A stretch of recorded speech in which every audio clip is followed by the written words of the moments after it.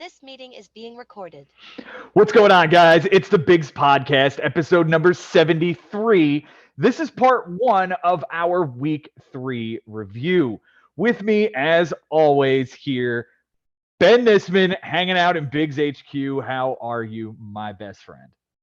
Feeling very alive at post midnight on a Monday evening, and just very excited to talk about this league as always, Joe, especially when it's so unique. It's something that's so rare and something that could potentially be a memory of a regular season week for years to come. Plus, we got some really, really tough decisions to make as far as managers of the week go on this one. So unbelievable. We say it every week, but it's just crazy every single time, and something even more unique seems to happen. Joe, take it away and lead it off and tell us what happened. Let's get going, boys. This was the week of blowouts. I don't think we have seen a week like this where this many teams get blown out in 1 week in a very, very long time. I would have to go through and look again, but this is one of those weeks where the shuffling of the deck was so against so many of these teams, because we're going to talk about four of them.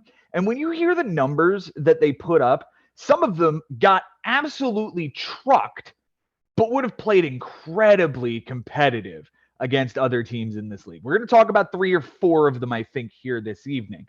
All of that being said, we want to take a moment here and talk about the new leader in the clubhouse, Benji. Who's our new number one team here this week?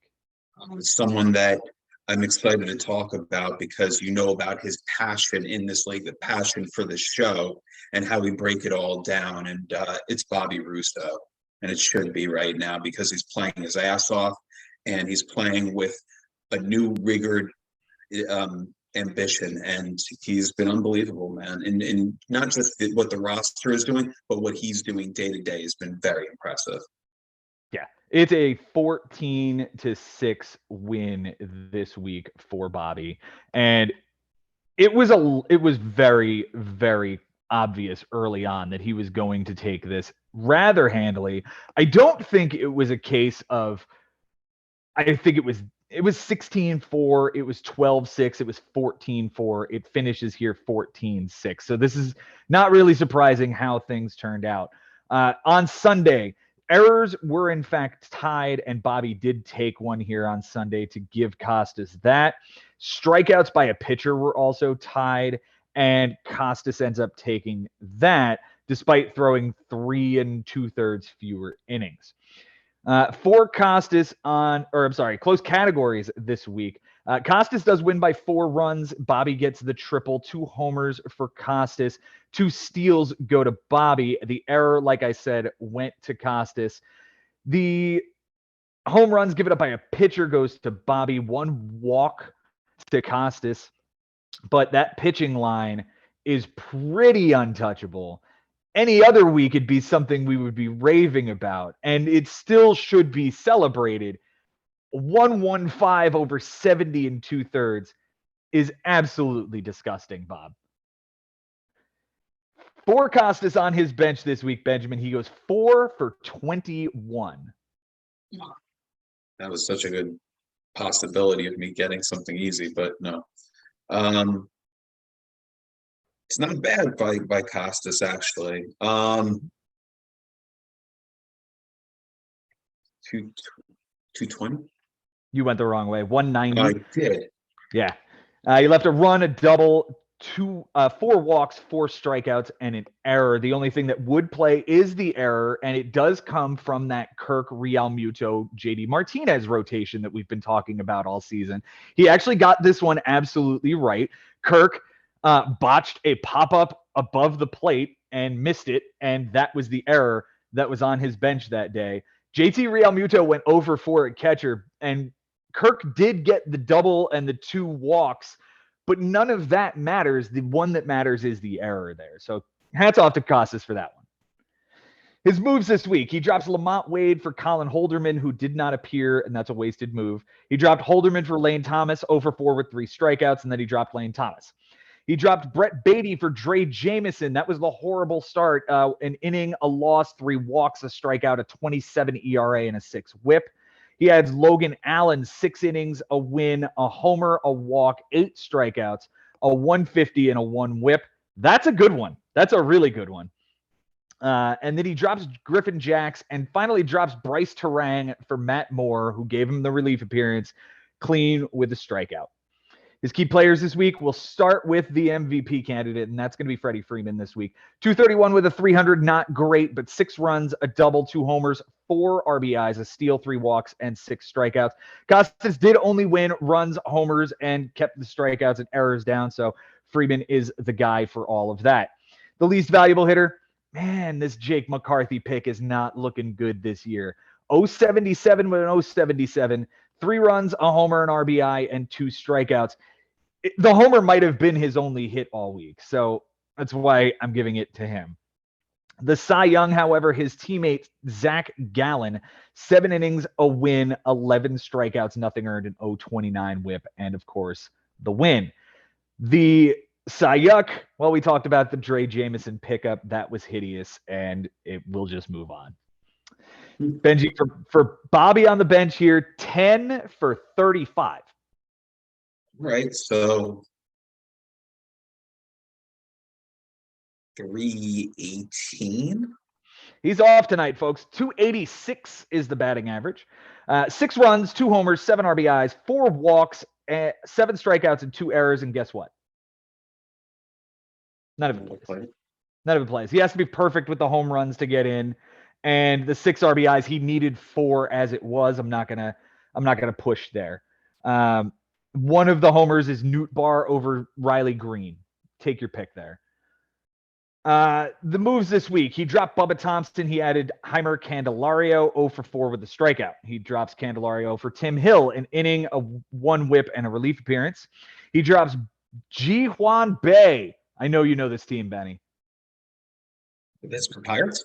You nailed it, man. The very good first place Pittsburgh Pirates. He dropped him for Andrew Nardi, who went an inning and a third, a win, 2 strikeouts, and a relief appearance. As if he needed another win. He got 7 this week. Josh Winkowski gets dropped for Dick Mountain, 5 innings, the win, 3 walks, 7 strikeouts, a 180, and a 180 whip. He drops Dick Mountain for Clark Schmidt, 5 2/3, a loss, 2 homers, a walk, 8 strikeouts, but nothing earned because Anthony Volpe has rocks for hands. So he has an 0.71 whip, and that's how you can give up 2 homers and have a 1.15 ERA. He dropped Tim Hill, Andrew Nardi, picked up Ryan Brazier for a relief appearance, and added Chris Stratton, who did not appear.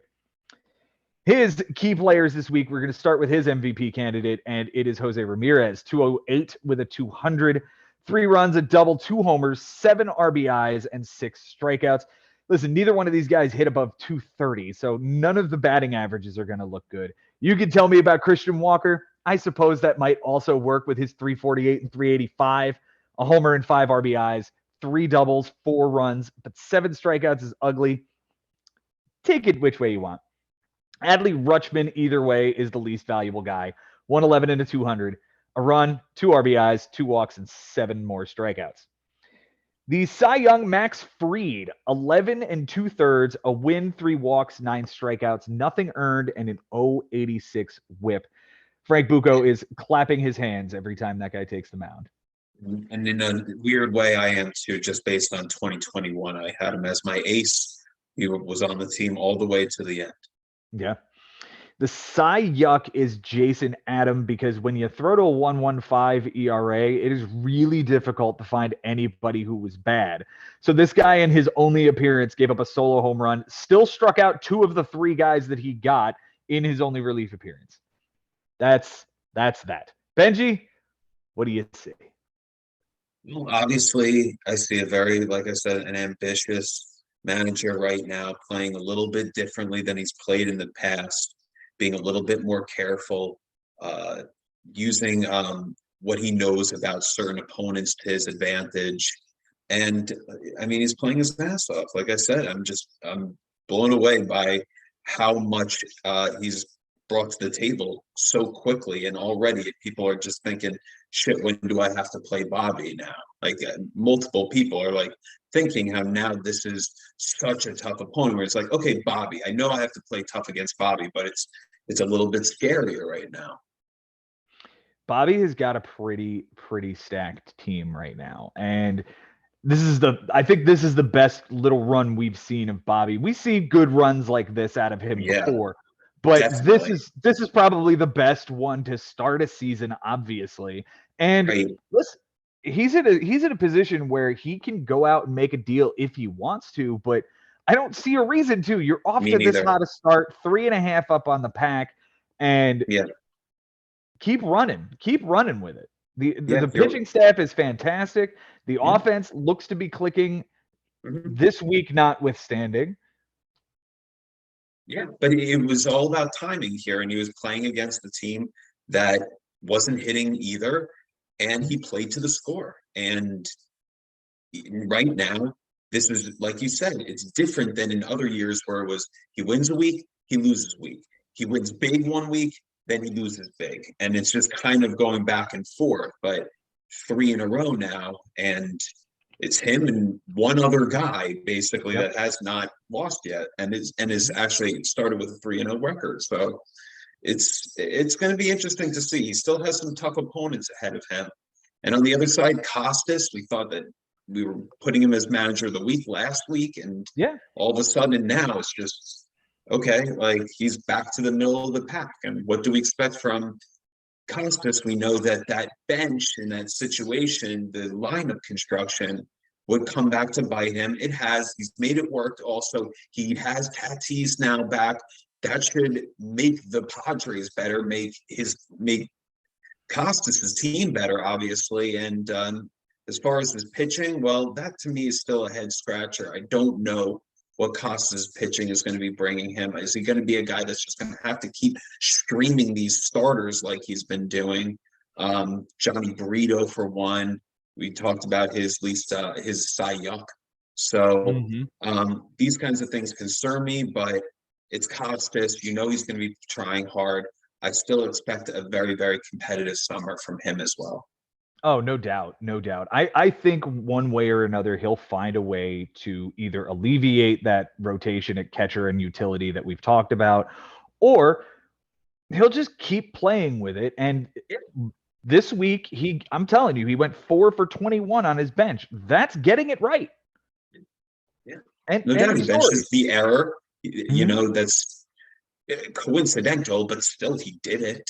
Yeah. You know, and in general, like he would sign up for where he is after 3 weeks, or at least I think he should. As far as Jake McCarthy, you say that it's not looking good. Well, it is still 3 weeks. So if that team seems to be generating runs at the Arizona Diamondbacks, and this guy's going to be a part of a lot of rallies. So both of these guys, I wouldn't think it's time to push. Obviously not for Bobby, but you know what I mean when I say the emergency button. It's like time to make a trade. I don't think either of these teams need to. No, and I find it, and as long as you bring it up, I do find it very interesting that we're doing the review for week 3. We are essentially 24 hours from the trade deadline for week 4, and we've seen one deal. And I think that speaks to quite a bit of how patient everyone is being this year. Not a single person is hitting that panic button like we thought some people would this early. Commendable. And at the same time, like everybody's just sort of going, let's see how this shakes out. There's still a lot of questions here with the new rules and with a lot of roster constructions in the major league. Like there's a lot of different changes this year that lend itself to being patient here. Yeah. All right, let's move on to the next matchup here because Benji, I'm in second place now. Another lopsided win, another more than double up that we can break down here. Joe Schubert taking the win off Matt Loosee and dethroning him from first place. And dumping him down to 8th. You know, we said it on the prediction show that I thought this was going to be at least a double up. And I had said on the show that I thought it could be better. I didn't think that on Sunday I would be playing for a shutout because I was definitely pushing for it, and if everything had broken differently, it might have. Let's talk about it here. On Sunday, Matt had I had a 1-error lead, and as it turns out, I took not 1 but 2 errors, and now it looks like his error on a stat correction comes off the board anyway. So I just really got obliterated in that category. He had a 5 1/3 inning lead. I took that. He had a 1-win lead, and he maintained that, but that also was flipping around a little bit here. I had a 4-home run lead, and you'll see that tied. I had a 3-walk lead, and you'll see that tied. And he had a 4-strikeout lead, and I missed that by 2. For the close categories this week, I do win by 2 doubles and 1 loss. Matt wins by the 2 errors, the win, and 2 strikeouts by the pitcher. We tied in triples, steals, home runs given up by a pitcher, and walks. Benji, for me on my bench this week, are you ready? Let's do it. How does a nice 4 for 41 sound? This does not sound ideal, but I'll try.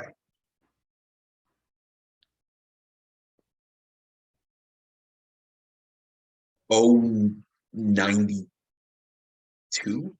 097. You almost had it. 4 runs, a double, 2 homers, 3 RBIs, 4 walks, 12 strikeouts. None of it plays. I mean, benching all of those strikeouts plays, but I also benched 4 dudes on Saturday to make sure I had that category. My moves this week. I dropped Carlos Carrasco for Jerks and Profar. That was very nice. He gave me 4 games. Very nice. Dropped Zach Neto for Ross Stripling. 2 1/3, a walk, 3 strikeouts, a 3.86 ERA, and an 0.86 whip on the relief appearance for Alex Wood, who was the pickup on Sunday for this week starting out. And more on Ross Stripling later. Dropped Taylor Rogers for CNL Perez. Dropped Alex Wood for John Gray. Dropped CNL Perez for Steven Wilson, an inning, 2 strikeouts, and a relief appearance. Dropped Profar for Cole Reagans, who never apparently plays on the Texas Rangers. Dropped Michael Fulmer for Daniel Colombi, an inning, a walk, a strikeout, a 1 whip, and 1 relief appearance. Dropped Isaac Paredes for Bailey Ober, 5 2/3, the win, 3 walks, 4 strikeouts, a 1.59 and a 1.06 at home against Washington. Dropped Colombi for Jordan Lyles, this son of a bitch. 5 clean innings, but 6 total with a loss, 3 homers, 5 walks. A walk, 5 strikeouts, a 6 ERA, and an 0.83 whip in LA against the Angels. The 3 homers, like I said, he was clean through 5, and then in the 6th, Taylor Ward, Mike Trout, Shohei Ohtani, back to back to back. Yeah. Cole Reagans gets dropped for Eduardo Rodriguez. 7 innings, 6 strikeouts, nothing earned, an 0.14 whip. He was perfect through 6 2/3 and got 7. I also dropped Ross Stripling for CNL Perez back onto the roster, and he was bad, and I added Colin Ray to start this week against Mike. I used all 12. My key players this week. Max Muncy was a machine again this week. 389 average, 593 on base percentage, 5 runs, 5 bombs, 7 RBIs, a steal, 9 walks, 4 strikeouts, and an error. Yeah, the error sucks. And Yandy was great again.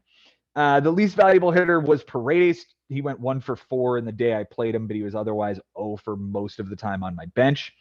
The Cy Young is the Eduardo Rodriguez stream, the 7 clean innings, 6 strikeouts, and an 0.14 whip. The Cy Young is off the team. His name is Michael Fulmer, an inning and a third, a loss, a homer, 2 walks, a 27 and a 375 across 2 relief appearances. He was so bad. Ugh. All right, for Matt on his bench this week, Benjamin, 15 for 59.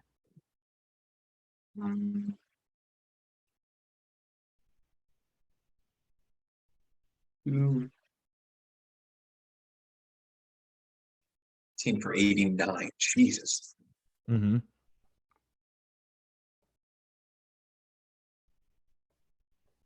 Uh, 237. 254. He left 8 runs, which if he was perfect, he would have gotten them in and tied it. A double, 3 homers, 9 RBIs, 7 walks, 17 strikeouts, and an error. None of that plays. His moves this week. He did not make a move until Friday. He drops Anthony Bass for Drew Verhagen, 2/3 of an inning, a 13-50, and a 3 whip. He drops Adam Simber for Wandy Peralta, 2/3 of an inning, a homer, a walk, a 27, and a 450 with a blown save. He dropped Javi Baez for Luis Guillorme, who didn't play. And he dropped Wandy Peralta for Garrett Clevenger, who had pitched the previous 2 days and probably was unavailable on Sunday. He used 4. The MVP this week is his MVP candidate. We'll be talking about him all year. It's Mike Trout, 455 with a 455, 3 runs, 3 doubles, 2 homers, 4 RBIs, 8 strikeouts. The least valuable hitter I have written here, just about everyone else. Jake Fraley is a good one. 077 with a 250 on base because he had 3 walks, but 4 strikeouts, a steal, and 2 runs.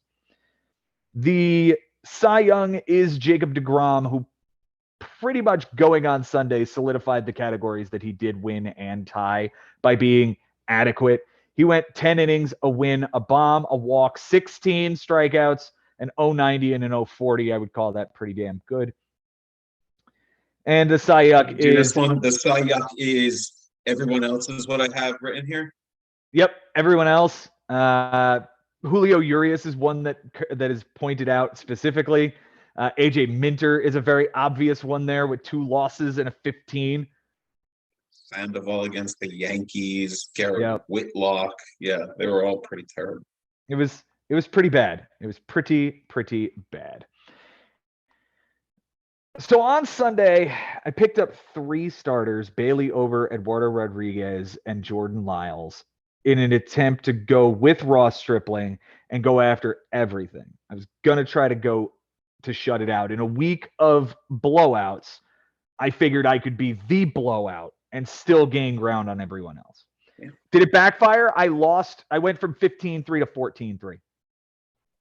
Okay. You know, you didn't lose those 2 categories, home runs given up and walks given up. You tied them both. You know, neither one is a loss, neither one is a win. And I couldn't do anything about the errors I took. Right? One came from Muncy, who is my MVP, and the other comes from Dubon, who has a 17-game hitting streak right now. Yeah. Man didn't give up 1 error the entire week. You know, You had to be perfect in order to get the shutout. But what needs to be made clear is that of the 3 stats won, he won 1 of them by 1 in wins. He won 1 of them by 2 in strikeouts, and the other one was an error. Like, all those were close. And what you won, most of them were not. So I said it on the prediction show that I said it was going to be a schooling. And I was right. It absolutely was. And it started on Monday. There was definitely an opportunity for him to just get started. And on Monday, that Monday was the 19th, I believe? 17th. Right. The Red Sox are playing. They have the early game. And it just seems surprising to me that he wasn't on top of where he certainly would have to check the lineup, just knowing that the Red Sox are playing the Angels. He has Justin Turner in the lineup playing third, not starting. He has Javier Baez in the lineup at shortstop, not starting. He has Mike Trout playing center field in Fenway, in center field, not starting. He has Josh Lowe, an opportunity, a Tampa Bay guy, Yandy Diaz, your guy, plays for Tampa Bay. It's an opportunity to get Josh Lowe just to maybe kind of balance off that stats. He's 2 for 4 with a home run, an RBI, a double on the bench. So I don't think there's an opportunity to play Suzuki here. It seems like maybe roster construction stops that from happening. Yeah. But yes, that Monday is pretty ugly. It comes down to, did life get in the way because it was a day game? I mean, I don't know. I don't have the answer to that.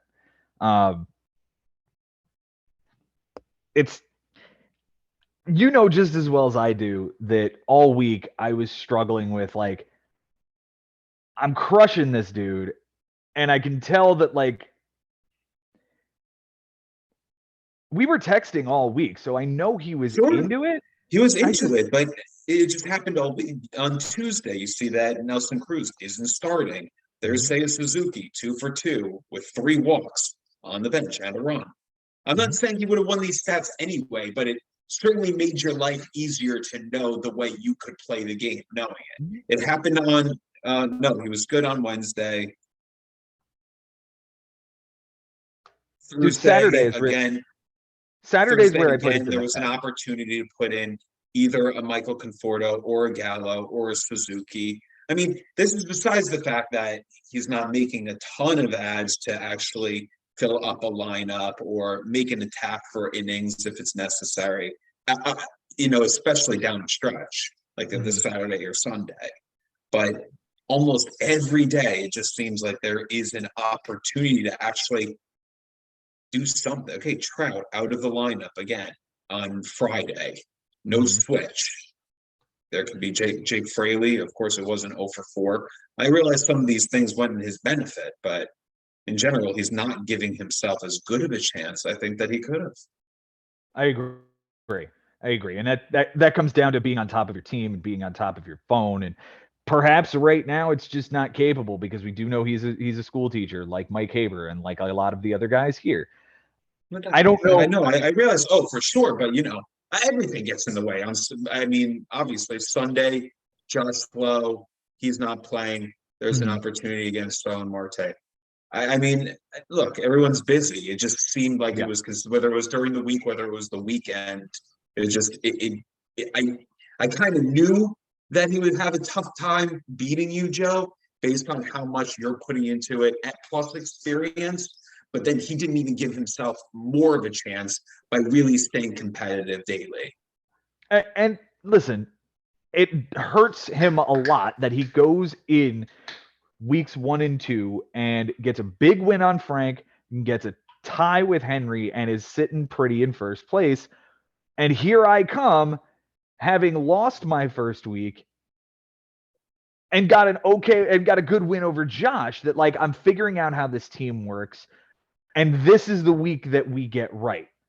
310 with a 399. That's beating everybody but you this week in batting average and everyone in on base percentage. I had a really good week. My pitching is still a mess, but that's okay. I'll figure that out. And if sometimes I am going to have bad weeks like this, but I could still play to this. Yes. Because for the first, I think, 3 or 4 days, the ERAs were pretty low. Like, they were each under 2.5. Yeah. And I was getting annoyed. I was like, can Matt Loosee give up some runs here? And he did a lot of them in a hurry. Started with Pat Sandoval. But it made my life easier. If he pitches better, this is not this. No, but also if he on Sunday starts picking up starters to sort of challenge you for innings, things could change there. Agreed. And I was the first one to start picking up pitchers Sunday at 3 a.m. And there were 7 of them on the wire. I grabbed my 2 and waited to see what everybody else did, and still picked up Jordan Lyles later on, because I had 2 dudes at 1 o'clock. Lyles went at 4, and Stripling was the night game. I could literally play this as well as I wanted to, because I didn't have anything pushing against me. It was, how do I want to play this? I could bench anybody I want to. I ended up benching Stripling. He would have gotten me the walk that would have lost me the category, and he got 1 strikeout, which would have been even more annoying than the fact that I didn't get there. Like, there it is. That's Sunday. That's how that went down. And now I get Mike Haber. Yay. Where are we going forward? How do you see me going, like, me versus Mike this week? Yeah, no, that's an awesome matchup to preview now. I mean, it's obviously 2 incredibly experienced, talented managers, 2 former champions, and it's always fun when you guys play each other. And most of the time, it really comes down to the wire, and it's really close on the score, and I don't expect any different. Your next three matchups are obviously tough. You got Mike Haber, Jason Ashby, Bobby Russo. Like that's how it goes for you in the next three. That's going to be a challenge. So I have no doubt that you could go over 500 between those. And, I have no worries about what your team is going to do in the future. You have two potential MVP candidates in Muncie and Yandy Diaz. You don't even need your star in Mookie Betts to perform like a first rounder if those two guys just keep doing what they're doing. They can carry you so far. And obviously, I had assumed they're going to go through a cold stretch at some point. But right now, you ride the wave and you figure it out with the pitching. You know what the team is as far as offensive pieces go, and then you'll make it work throughout the season. You usually do. And for Matt, now you wonder, is this a potential slide now coming? Is it going to just fall into that direction? He does have a guy that hasn't been in the league since 2005 now playing. Obviously, a guy that's going to play hard against him, but that's going to be a very interesting matchup to see how he manages against that. So that's basically like two rookies playing against each other. A second-year player still got a lot to learn about the league.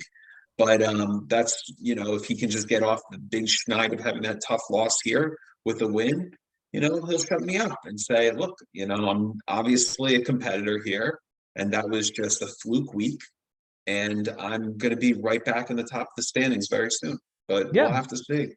Listen, just don't lose this week. Like get a 10-9, get out of this matchup with Adam over 500, get yourself right, because moving week to week without taking the big loss is always the goal. And in this week, when six guys took a big loss, you happen to be one of them. Benji, you know who else was one of them? Your brother. What did you do to Ari this week? That was mean. Gives me no satisfaction to beat down on my big brother the way I did. But for the love of the bigs, I had to do everything I had to grab every single stat. And I guess we're going to start to get into maybe my best management as far as day-to-day planning through and through, mitigating the damages of what happened earlier the week, navigating to the inning minimum. I don't know how I pulled it off, but I was the only plus 12. I had the biggest win of the week, I believe, right? You did indeed, my friend. 16-4 is the final here, the biggest of the drubbings. And on Sunday, you were already up 15-5. And you were looking like you were cruising. But you wanted one more, didn't you? You went after that whip stat. Ari had a 2 points on the whip in his advantage. And look at this. Look at the difference here. 1.110 to 1.111. Benjamin, that is 1,000th of a point. Congratulations. Close categories this week. You won by 3 doubles, the stolen base, and that aforementioned very small amount of whip. And errors. And errors by 1. Excuse me. Yeah. Ari didn't win anything close. He only won 4 categories, and most of them were, kind of blowouts. And you guys tied in triples with none of them. All right, sir. I told you this last night, but let's hear. No, you don't. You don't at all. 18 for 57.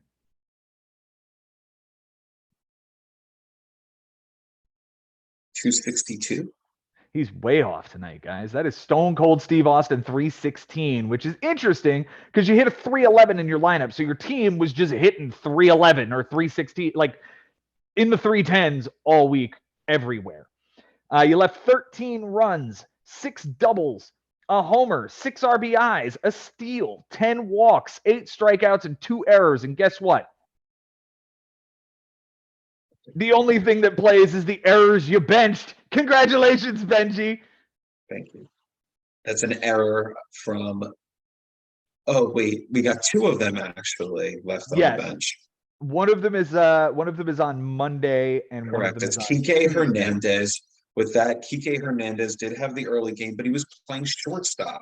And he's had a lot of errors. Guess what? It's been all playing shortstop. So I sat him basically accepting that maybe Birdie was playing, maybe he wasn't, but played Birdie anyway. And he was just playing off the bench, even though he had an X next to his name. Kike got that error on the bench, even though he was playing that early game. I was careful with that. And then on, I believe it was Wednesday or Thursday when I benched, I think it's Wednesday, but McNeil. Tuesday is McNeil. They were back-to-back days. It's Monday and Tuesday. Yeah. And then that was two doubles from him that I just did not feel happy about at the time. And I was stressing about getting doubles all week. And they managed to figure themselves out.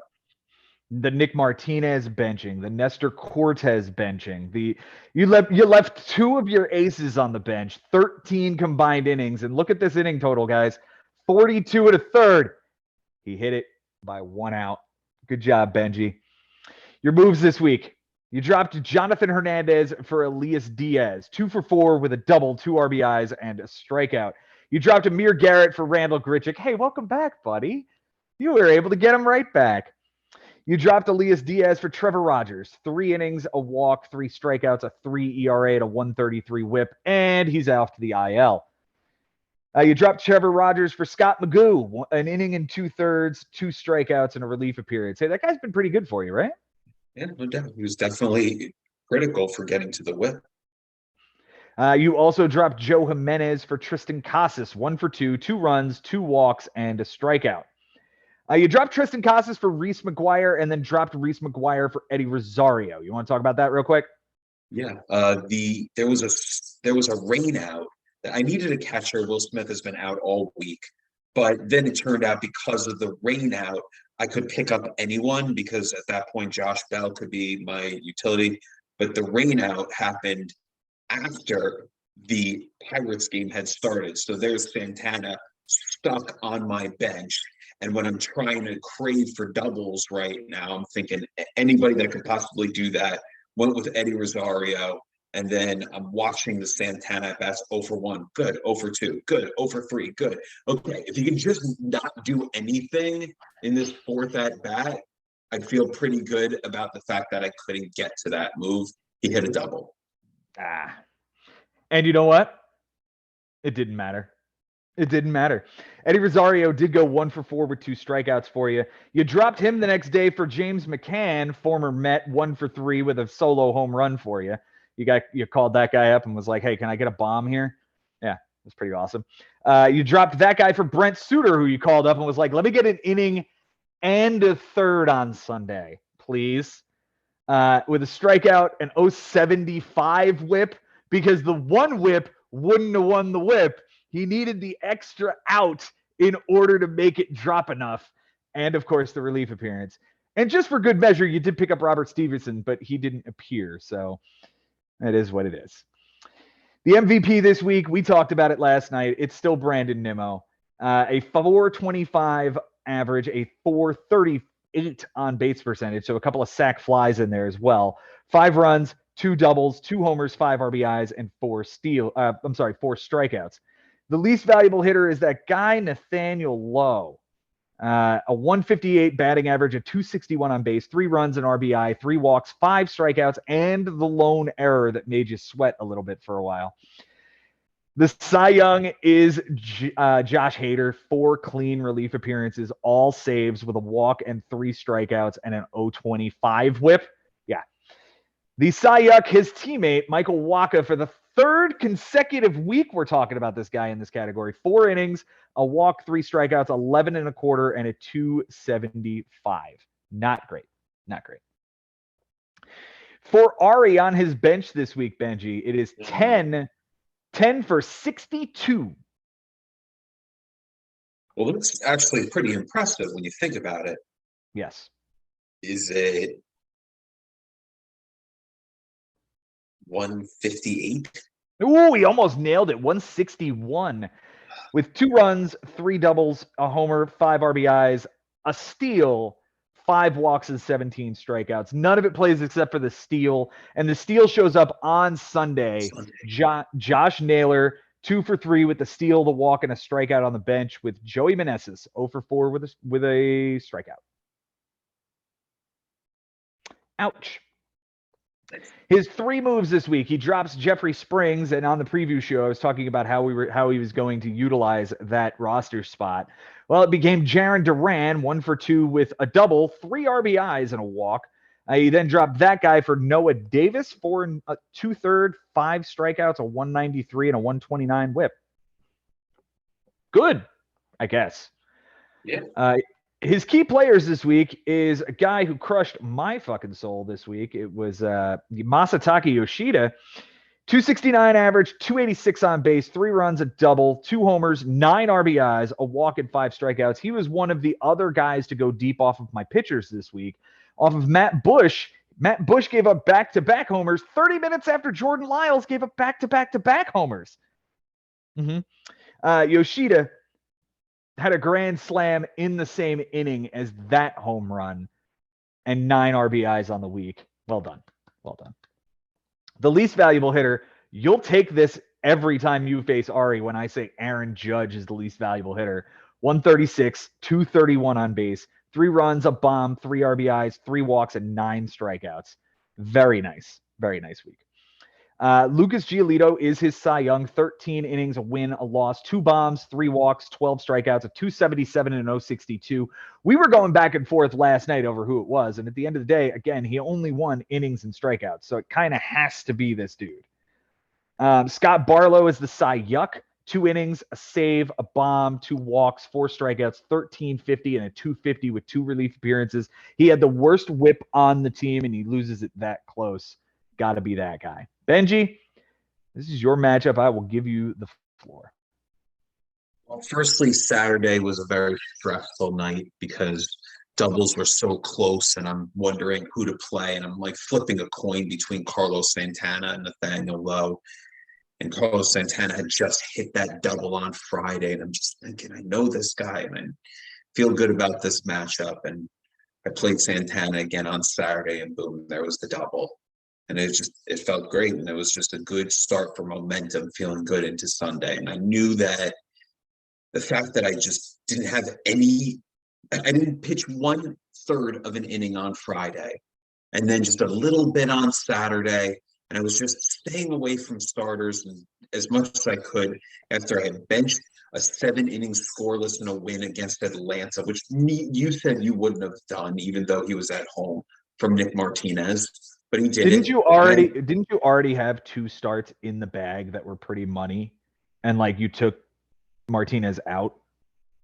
Yes. What happened? Well, basically the pickup of Rogers was a light one. Remember, we're still talking about Wednesday with like a whole over half the week to go, but it was good enough for Rogers because it was 3 with 1 run, right? Yeah. And then Taijuan Walker had a strong start, and he got the win in Chicago against the White Sox.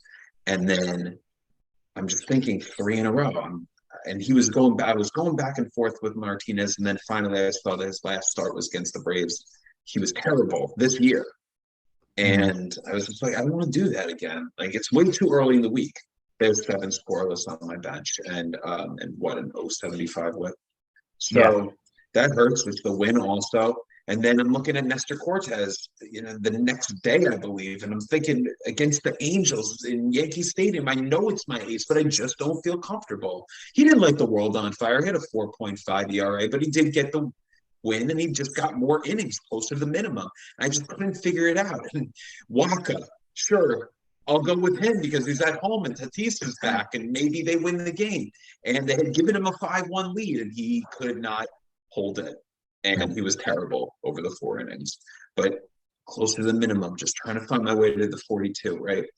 And trying to get what I can out of the relievers. This guy, Scott Magoo, I said he got me to the whip. I mean, he got to the minimum. I mean, he was critical in just getting some innings here and there.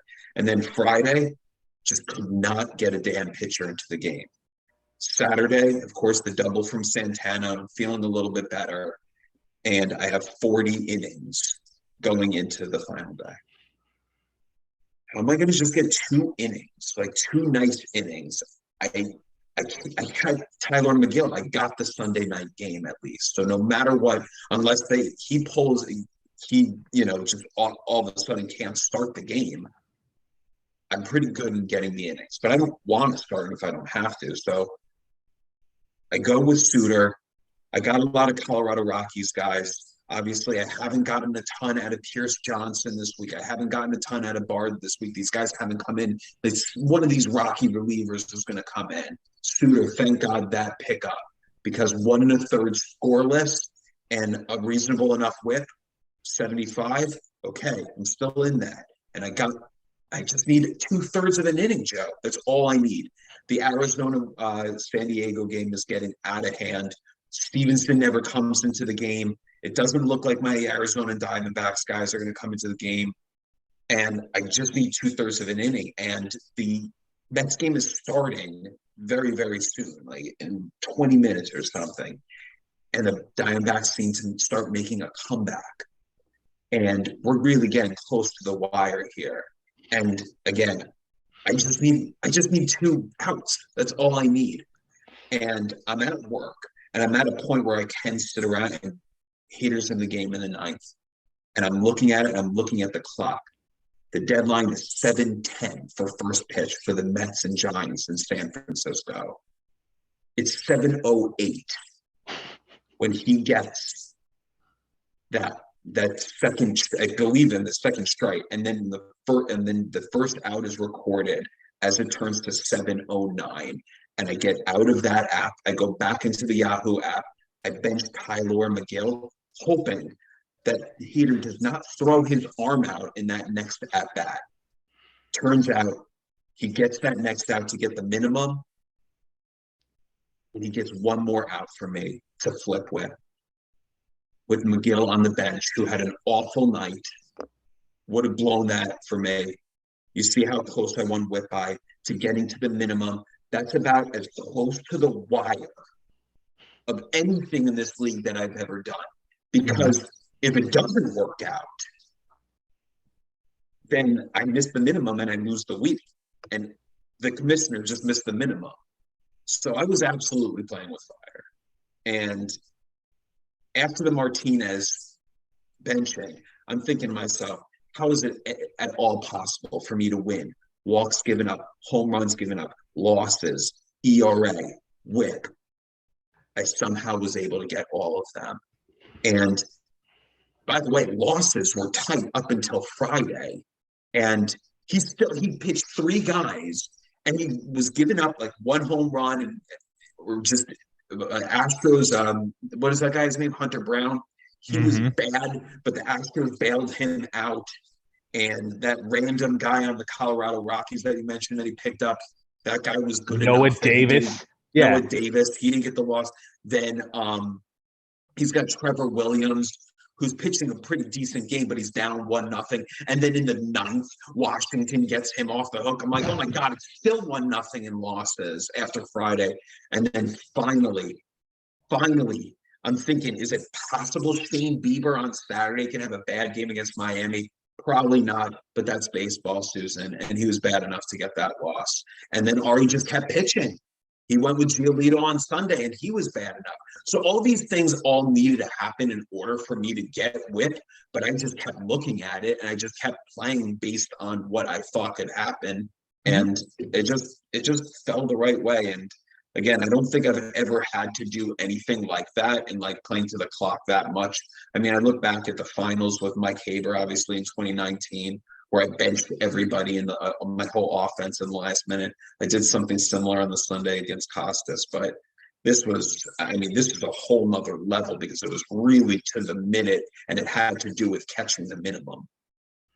Benji, this was one of those weeks that I was happy to watch it happen live in front of me and to be a part of it on Sunday. Like, it was a lot of fun to watch and to know what was going to happen with you. Sometimes there's a little bit of fun when you're facing somebody and you know what you're going to do and they don't. It's the way you played this week, PhD level. You're playing 4D chess with this guy. And listen, you know how to play your brother. You've been playing this game against him since 2003. And doesn't look like that's going to stop anytime soon. So, though there are, I'm sure, times where he got you this bad as well, this one must feel particularly good getting you to jump all the way to the 3 spot in the standings. Yeah, well said, Joe. That is something that we've been doing for a long time, and that's probably part of why it means so much. And the fact that, look at the score, it is my older brother. The way it was done, I definitely felt like I outplayed him in every aspect of this game and throughout the week. I made the benchings that I had mean something because the errors still, they matter. They ended up mattering.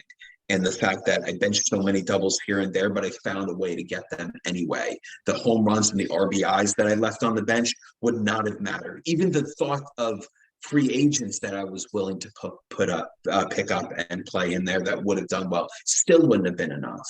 So every stat that I meant to win and I was meant to win, it happened, and it just felt it just fell my way. And again, because it's my brother, yeah, it does.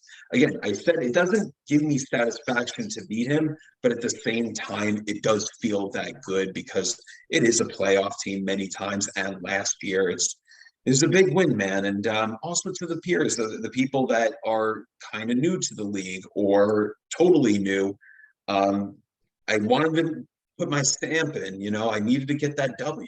And yeah, it took 3 weeks, but it feels good right now. That's for sure. Absolutely. You gotta get your first one out of the way. You gotta get the first big one out of the way, right? And that's always important to get it as early as possible, especially, like I said, in a week of full-on truckings. The final one we're going to talk about tonight, Benjamin, is probably the best one of the week, is it not? In my opinion, that's what was expected.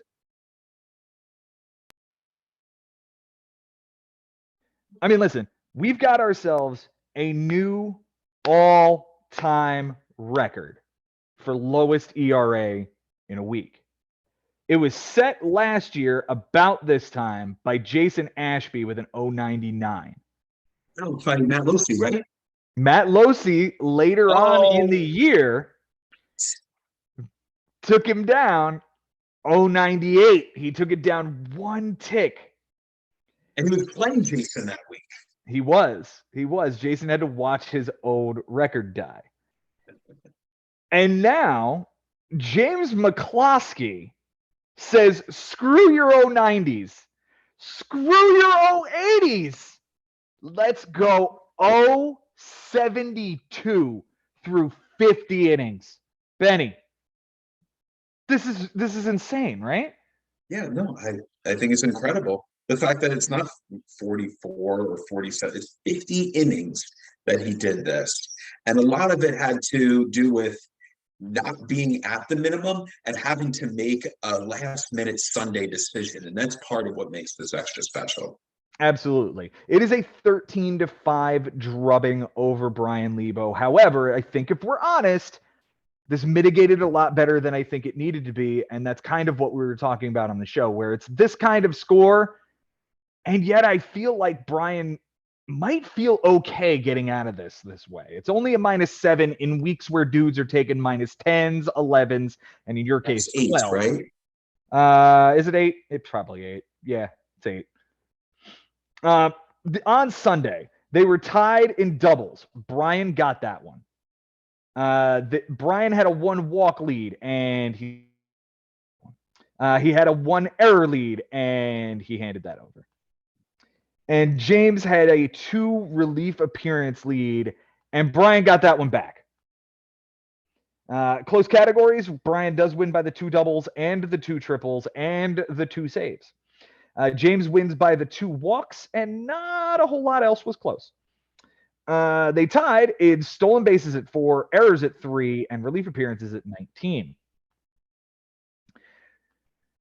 For Bryan on his bench this week, you know what? I can't even hate it. It wasn't that bad. He went 7 for 28, Ben. Thanks, Bryan. That's a perfect quarter.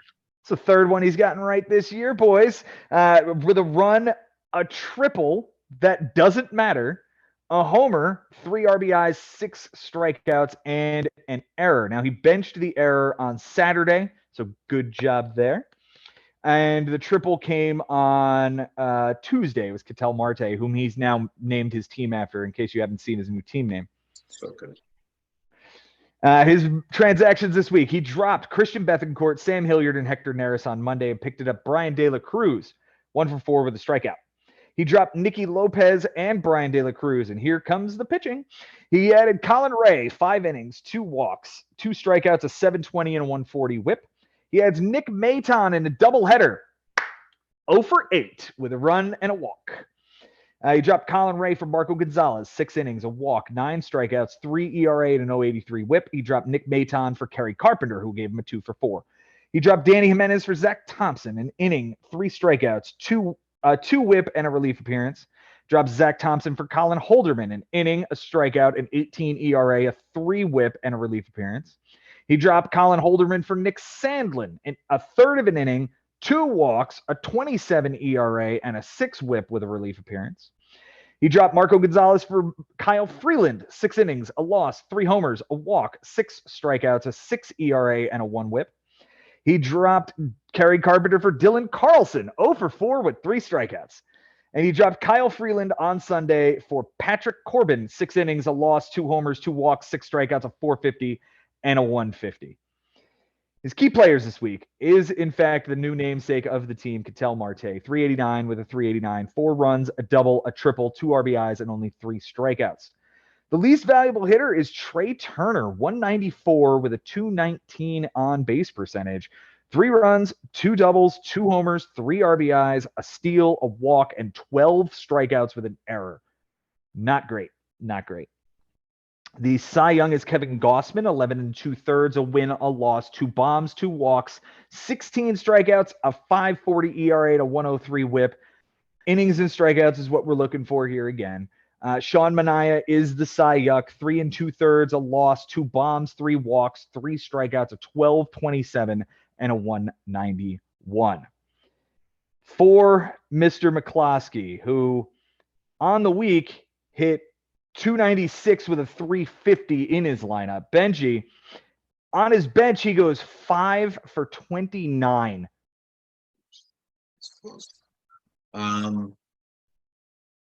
Pretty good job.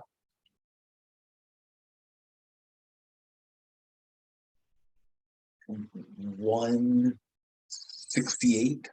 172. He's still in the ballpark. 4 runs, a homer, an RBI, a walk, and he also benched an error this week. So congratulations to both of you guys for keeping it tied. Also on the bench. That was on Wednesday. Nothing else matters. The transactions this week. He dropped Akil Baddoo for Wilmer Flores, 3 for 4 with a run. I added Garrett Cooper, 1 for 4 with 2 strikeouts, and added Kevin Kiermaier, 1 for 3. He dropped Kiermaier for Jason Foley, an inning, a save, a strikeout, and a relief appearance. He added Luis Garcia, the infielder on Washington. This was his only bad move this week, 0 for 4 with a strikeout. He dropped Garcia for Luis Rengifo, 1 for 2, 2 runs, a double, and 2 walks. He dropped Rengifo and Garrett Cooper, and on Sunday added Vince Velasquez. 7 innings, a win, 2 strikeouts, 2 walks, 10 strikeouts, nothing earned, 0.57 whip, and for good measure, just because he wanted to put it in Brian's eye, added Jan Gomes as his catcher, 2 for 4 with a bomb. My goodness. His key players this week. Oh, yeah. Adolis Garcia went off. 400 batting average, 458 on base, 8 runs, 2 doubles, 4 bombs, 14 RBIs. He had a 3-homer game, 2 walks, and only 2 strikeouts. The least valuable hitter is Donovan Solano, who's no longer on the team, but went like 0 for the week with a 200 on base percentage, an error, 3 strikeouts, and a run. The Cy Young's going to be Clayton Kershaw this week, who was on Sunday, was just fabulous. But overall, 13 innings, 2 wins, a bomb, a walk, 15 strikeouts, an 0.69 ERA, and an 0.54 WHIP. The Cy Yuck doesn't exist. I'm sorry. He threw to an 0.72 ERA. What, am I going to tell you that Jason Foley is the Cy Yuck? He streamed the save. Come on now. Benji. Historic is the only word I can say for it. And somehow Bryan Lebo mitigated this. Yeah, I feel good for him because when he walks into a Saturday from James McCloskey that was 18 for 40, 14 runs, 4 doubles, 8 home runs, again, 17 RBI. He's done that 10 twice in strikeout. a week. Yeah, this twice in 2 weeks, 17 RBI day, 2 hours of 450 average, 463 on base. You see the 2 errors, and you're just thinking, thank God that I benched Gio Urshela on Saturday with that error, or I'd be losing that category. So take what you can get. You got the nice win off me the week prior. You walked into a buzzsaw. A lot of teams did. So just be happy that there wasn't just a lot of close matchups and you're not the only big loss. Like that was actually big in that case. And Bryan's such a good manager and he's been having a lot of success with the decisions that he's making day to day. So I hope he's not too concerned, even though this was kind of ugly. I mean, 15 RBI. It's not a good number, like total, to put up, especially when his opponent beat him by that much in one day. Yeah, I was just gonna get to that. Like the 17 RBI day beat Lebo for the day. The 8 homer day beats Lebo for the week. Like Lebo's team didn't come to play. But I talked earlier about teams that were sort of about the same. And when we look at the week as a whole, every one of these losses hit about the same, somewhere between 215 and 235 were about 6 teams, and all of them were on the losing side this week. So these teams were competitive if the deck was shuffled differently. And for what it's worth, you and I would have been a fucking dogfight this week if we had faced each other. James McCloskey versus one of us would have been a dogfight. Absolutely. So just because you took a drubbing this week doesn't mean you're out of it, doesn't mean the season's over, doesn't even mean that the guy who beat you is going to succeed and be better than you. Absolutely. It's 1 week. It is 4% of the season. I did the math. It is 4% of the season. You're right. And like you said, I mean, the guy that he's playing against, he's been awesome now. And you'd say, wow, well, McCloskey, he's really built an awesome machine. And he could lose 8 out of the next 10 weeks. So it's, like you said, it's just everything is just about timing in this case. And he would have been competitive against other teams this week. And based on the score, he could have played it differently. So it really just at this point, we're all just feeling each other out, feeling out our own teams, and trying to figure out where our team fits. Benji, that'll bring us to this time of week where we talk about managers of the week. And this is one of the hardest weeks for us to talk about this one, right? Because with all of the blowouts, you have to start wondering, was it the guy who won the close matchup in Jason?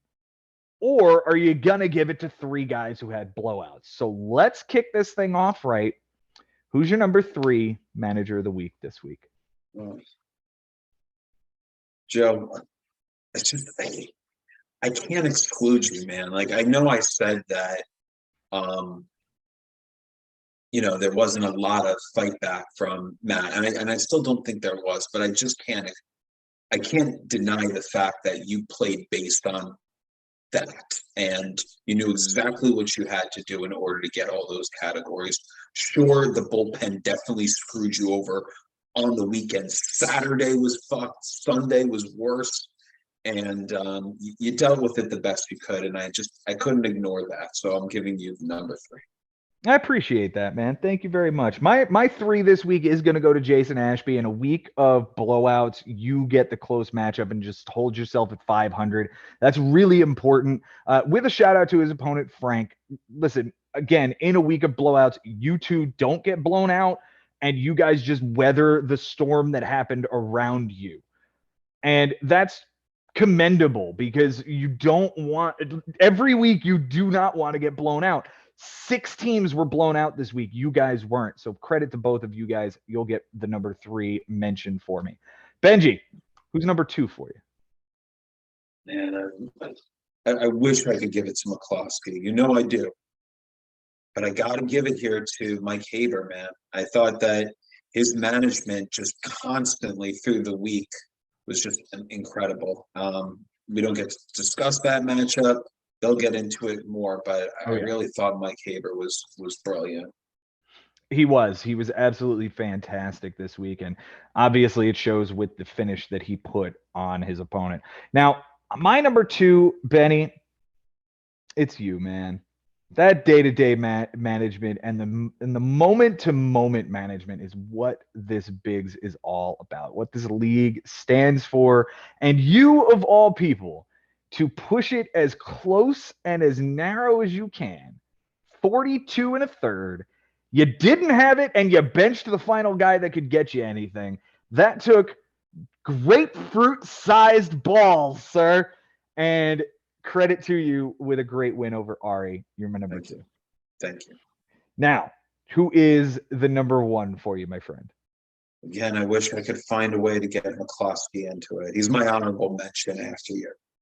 I wish I could give it to Christian, who had a 15-4 win over Sherman, who's also masterful. I wish I could give it to Jason Ashby, who is dealing with an emotional week and at the same time has to make a comeback constantly against Frank throughout the week and managed to pull it off. Mm-hmm. I wish I could give it to Josh Haber, who had to deal with horrible pitching from the Dodgers against the Mets, as his opponent had David Peterson giving up 6 runs and getting the win still against Josh and had to fight back from that. But the answer is Bobby Russo. Bobby, who just continued to find a way to get a stat here and get a stat there. A triple against him from Ahmed Rosario. And Bobby just responds with one of his own from Cronenworth. Yes, these things are luck, but he consistently made his own luck this week. And although maybe it's not as big of a blowout as some of these other ones, it's still a +8. It's still a double up. Kostas an amazing manager, and this was chips most of the time, and Bobby got the best of them. My honorable mention is Bobby. In another realm or in another world, it probably would be him at number 3 over Jason, but Jason dealing with the emotionality of this week, and my heart goes out to him. I love you, buddy, and we'll see you tomorrow night because they're recording tomorrow night. Bobby had an unbelievable week, and again, it should be commended. The 1.15 ERA or 1.18 over 70 innings was even more ridiculous, except for the fact that James McCloskey got himself the record, and every move he made this week, with one exception, was correct. A 3-for-4 from Wilmer Flores, a 1-for-4 from Garrett Cooper, a 1-for-3 from Kevin Newman, a save from Jason Foley, a 1-for-2 with a double and 2 walks from Luis Rengifo, 7 innings on a Sunday from Vince Velasquez, and the bomb from Yan Gomes. Every move was right. It was a perfect week. I don't care who it was against. I don't care what the final score was. He had a perfect week and set the record. Full stop. That's number 1. Now, Benji, we saw a lot of moving, shaking up and down the standings this week. And I said often that I'm going to ask you some questions here for predictions, shall we say. We did a whole entire show. You guys should go check it out if you haven't, and see how we did. But when we look right now at what the standings look like, who's making the big this week? Sorry, it skipped out for a second. Who's getting what? Who's going to make the big move this week? Who's jumping up Okay. or down the standings? You got one guy.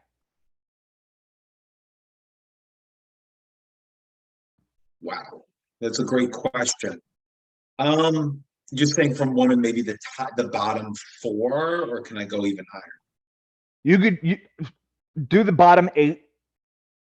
Somebody's got to move. Somebody's going to make a big jump. Like, we just saw a whole bunch of moving and shaking for what it's worth. Bobby moved up a spot. I moved up from 9th to 2nd. Benny, you moved from 12th to 3rd. McCloskey jumped from 10th to 4th. And in the other direction, Sherman drops from 6 to 14. Ari from 4 to 13. Adam Lowenstein from 5 to 11. And Kostas from 3 to 10. So it's going to keep doing this for a few weeks until it stabilizes. Who's the jump this week? Well, it's not even a difficult call for me. It's going to be Bryan Lebo. And the reason why is, one, he's playing Mike Sherman, and so far, Bryan has been a more aggressive manager, and I think that might be a good matchup for him. The second reason is because Bryan was insanely cold, and I just think there's a pretty decent chance that a lot of his guys just start breaking out, and it should happen in a hurry. So, as far as all the guys mentioned in the bottom 8, based on matchup, based on what I believe the law of averages has in their favor, I would go with Lebo. Okay. I think it's going to be Kostas. I think he could get a good win here and jump a couple of spots, especially his team needs to get right. It was the worst hitting team by average and on base percentage this week. And I think that law of averages will turn around as well. So I could see him getting a solid win here, so long as he's able to continue with that roster construction the way it is. Benny, this has been an unbelievable week and an unbelievable set of matchups. I am so happy that we are together doing this at 1:15 in the morning. It's always good therapy, man. It's always great talking about the league, talking baseball. And the good news is there's still more of it being recorded. So we'll get to hear the other side of it, what Jason and Mike had to say when they break down their own matchups and the others that weren't covered. And I'm just excited. We're really getting into the flow of things. We're getting our feet wet, and we're only into week 4. So there's a whole lot more of this to do. I get more excited because each week seems like it's getting more intense and more exciting each time. So looking forward to more, and thank you for letting me take it down with you. Anytime, my brother. I am happy to do this with you. I'm so happy to be doing this for the league that we have been together with since 2005, the league that has been around since 2003. And it just feels like we're getting so close to finding our brotherhood all at once together. We're this is it, man. This is what the league is all about. Doing this for you guys and showing us what you guys are made of in this league. I thank you all for joining us. Until next time, it's been real, it's been fun, and it is always real fun in the bigs. We'll see you next time.